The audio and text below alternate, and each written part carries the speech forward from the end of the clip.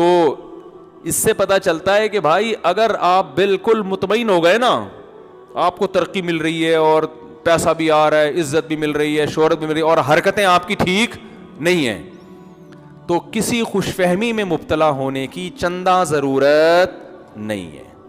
سب سے پہلے فوکس کرنا ہے حرکتوں کو, اس کے بعد حرکتیں بھی ٹھیک ہیں آپ کی, فٹ فاٹ, گناہ سے بھی بچنے کی توفیق مل رہی ہے, پھر نعمتیں مل رہی ہیں, دنیا کی نعمتیں, تو اللہ کا شکر ادا کرو, مگر تھوڑا سا خوف رکھو کہ کہیں ڈھیل نہ ہو.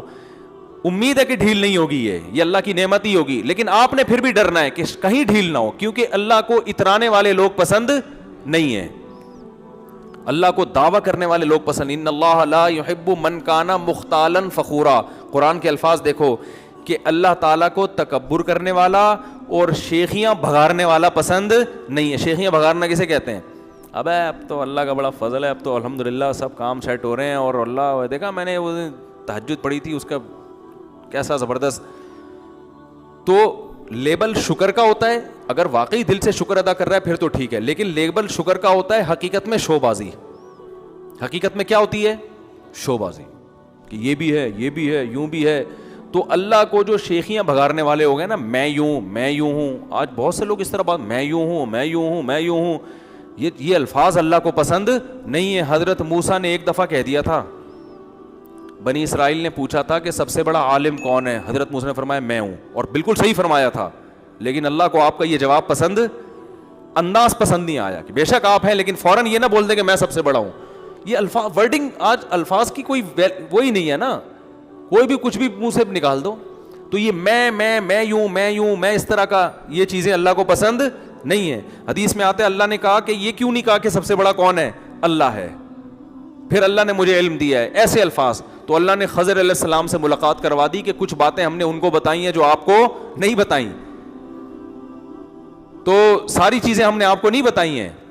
تو اللہ کو یہ شیخیاں بھگارنا, تکبر کرنا, میں یوں ہوں, میں اتنا بڑا فنٹر, یہ جو فنٹر گیری ہے یہ اللہ کو بالکل بھی پسند نہیں ہے. تو استدراج کا مطلب جب بھی کوئی نعمت ملے تو شکر بھی ادا کرو, ساتھ میں تھوڑا سا خوف بھی رکھو کہ یار سارے کام ہی ٹھیک ہو رہے ہیں, ایسا نہ ہو کہ میرے اندر کوئی فالٹ ہو اور اللہ اس کا انتقام لے رہا ہو مجھ سے.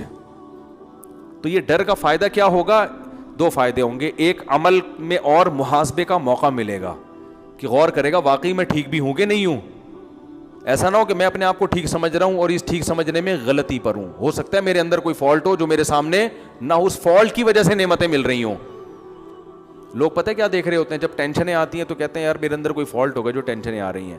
بھائی خوشیاں آ رہی ہیں تو بعض دفعہ ٹینشنوں کی وجہ سے خوشیاں آ رہی ہوتی ہیں, سوری برائیوں کی فالٹ ہوتا ہے اس کی وجہ سے خوشیاں آ رہی ہوتی ہیں, بعض دفعہ ایسا بھی ہوتا ہے.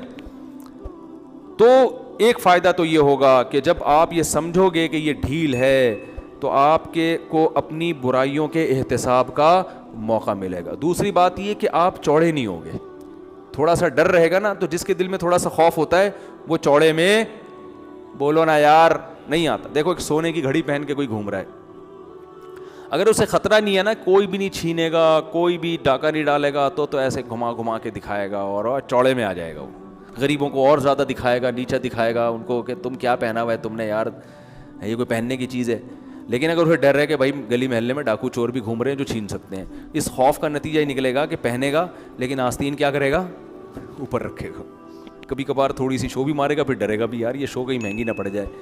تو جس عمل سے خوف بالکل نکل جاتا ہے اس عمل کا نقصان یہ ہوتا ہے کہ انسان تکبر اور اترانے میں آنا شروع ہو جاتا ہے. تو اس لیے جب بھی دیکھو جو اللہ کے نافرمان ہیں ان کو تو استدراج اور یہ ڈھیل کیا ہے, ان چیزوں سے کوئی دلچسپی ہے ہی نہیں. وہ کہتے ہیں جاؤ یار عیاشی کرو, کیا اللہ کی نعمت اور کیا عذاب, یہ سب چیزیں یہ تو پرانے قصے ہیں. لیکن جو اللہ کے ماننے والے لوگ ہیں نا وہ ہر وقت ڈرتے رہتے ہیں. الایمان بین الخوف والرجاء, کہتے ہیں ایمان امید اور خوف کے درمیان میں. تو جو بھی نعمتیں ملے تھوڑا سا ڈرتے بھی رہا کرو اس سے. اللہ تعالیٰ عمل کی توفیق عطا فرمائے.